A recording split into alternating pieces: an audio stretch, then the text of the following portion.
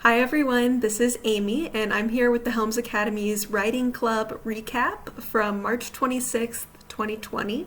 We did a lesson that day on how to write persuasive letters. So if you missed Writing Club or you just want to review the lesson, you could do that here. Okay, so first we need to talk about some persuasive language. Persuasive means that you're trying to convince someone of something. So to do this, you'll need to use more strong and emotive word choices. For example, instead of saying something is bad, you might choose a word like fatal. Or instead of saying that person was really sad, you could say that person was devastated. These word choices make the whole argument more convincing because they show an intensity and they appeal to people's emotions. You'll also need to show your evidence. If you have an argument but you can't back it up with any evidence, no one is going to believe what you're trying to argue. If you can figure out what some of the reader's core values might be, you can also try connecting your argument to those values. If you can show them why the thing you're arguing for is more just or more fair or more truthful, and they really value those things, then you have a better chance of convincing the reader of your point. And when you're organizing these ideas, make sure that the order has a good flow and that it's easy to follow. You don't want to lose your reader to distractions. Here are some phrases that you might use when writing a persuasive letter. I am certain, I'm sure that you can see that, what needs to be done or what we need to do, I'm writing in order to, nevertheless, it's come to my attention that, obviously, surely, if blank were to happen, then this can be fixed by, and although it may seem. Consider these phrases as a reference tool for you. So when you feel at a loss for words or you're not sure how to begin your next paragraph, some of these sentence starters can get you thinking about new ways to communicate your message. Now let's take a look at two different texts. Both of these are trying to make the same argument, but which one is more persuasive? Number one says, I'm sure we can all agree that every person has the right to make their lawn look immaculate, which is why I forbid your dog from coming onto my yard. And number two says, I think my lawn should look nice, so I don't want dogs on it. Number one is much more convincing because it uses more emotive language like immaculate, meaning perfect, and forbid, meaning you're not allowed. It is specific. It talks about your dog and makes a clear argument about what needs to change. It's not just about dogs in general. And it uses one of the key phrases that we talked about on the last slide, which is, I'm sure we can all agree, which assumes that the other person will agree with you before you even state what you're about to say. That's a very powerful persuasive writing technique. Here's another example. Imagine that you're asking your boss for a raise. Which is more persuasive? Number one says, I deserve more money for working hard. And number two says, since I have been working additional hours, supporting other employees as needed, and taking on new team leadership, I would like to ask for a raise. Number two is more convincing because it gives clear evidence for the argument. It's also very clearly organized and uses polite but direct language. Now let's talk about how to format a letter. There are many ways that you might format a persuasive letter, but the formats will all have a beginning, middle, and end. For this example that we'll use today, we'll have an opening introductory paragraph, two body paragraphs, and a concluding paragraph.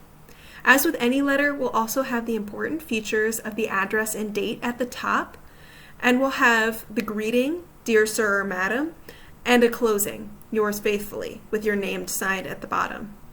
Of course, there are other greetings and closings that we can use, and we'll see another example coming up soon. In the first paragraph, you're going to start by explaining who you are and why you are writing. What's the problem that you're addressing? In the second paragraph, you'll give 3 to 4 points to help explain why your argument is valid. And don't just write one sentence about each. You'll need to give a short explanation or example for each of those key points. So imagine that this paragraph is going to be 6 to 8 sentences long. In the third paragraph, you'll state the opposite side of your argument. I like to think of this as the "you might think that, however" structure.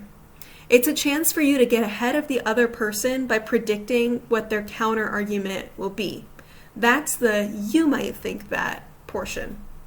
Then you'll use the "however" portion to explain why your argument is still stronger than their counter-argument. In the concluding paragraph, restate your argument and make it clear what you believe should happen. You should also give a brief summary of your key reasons, 1 or 2 sentences at most. And then thank the reader for taking the time to read this letter. So using that structure and the points that we've talked about on the previous slides, here's a sample letter that you could write to persuade a neighbor to stop letting their dog get onto your lawn. At the top, you'll see 123 Philadelphia Street and March 26, 2020, the address and the date. And then you're going to address it. Here I used "Dear Neighbor. My name is Tom, and I live next door to you. I am writing today in order to inform you that your dog is spending an exorbitant amount of time on my lawn, and it has come to my attention that my lawn is now a disaster. Firstly, your dog has been spending every afternoon from 12 to 5 on my lawn. Surely we can both agree that dogs should remain on their owner's property. Secondly, your dog digs holes all over my lawn. This is clearly a danger, as someone could fall. Finally, your dog has begun to uproot nearly all the plants on my lawn. This is destruction of property, and if this behavior does not change, you will be liable. I understand that you may enjoy giving your dog some freedom to explore another place. If this were to happen with everyone's dog, the whole neighborhood would be overrun.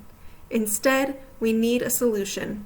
This can be fixed by keeping your dog on a long rope so he can enjoy your yard but not come into mine. You could also consider a fence. Your dog's daily activities are making my yard an unpleasant and even dangerous place. Please contain your dog in your yard for the betterment of our neighborhood. Thank you for taking the time to read this letter. Sincerely, Tom McNeighborson. Okay, now it's your turn. You can try this out by writing your own persuasive letter. Not sure what to write about? There are some ideas on the screen. You could write to an elected official and let them know what needs to change in your community. You could write a letter to your boss explaining why you want a raise. You could write a letter to a favorite author or perhaps a TV show director to tell them how you think that book or series should have ended. Or you could write a letter to one of your family members whose bad habits are bothering you and explain why they should stop. If you're a Helms student, you can complete this assignment and send it to your coordinator for some feedback. Thank you all for joining me for a Writing Club recap today. Don't forget to subscribe and check out the Helms Academy at helmsacademy.org.